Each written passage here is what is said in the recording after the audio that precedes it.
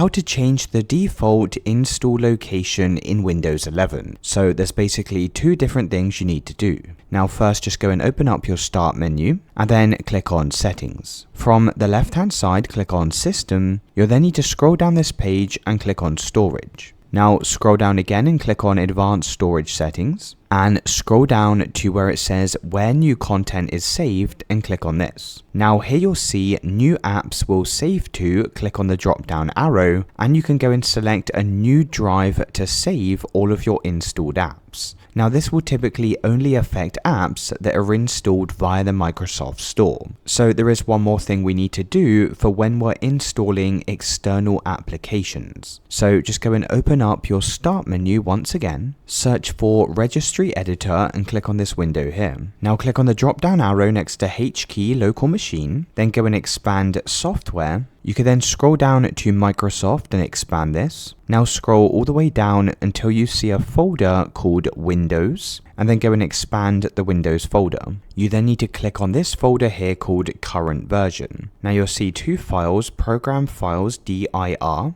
and also this second one as well. Now just go and double click to open this first one and here you'll find your default install location. Now what you can do is change the letter of this drive to a new location. So for example, I could change this from a C to a D and this will now install any new apps on the D drive instead. You can then press OK and you'll also need to do the same for this one as well. Go and double click on it and then go and type in the letter of the new drive you want to install your apps to. Now the next time you install an app on your computer, it will be saved over to the new drive.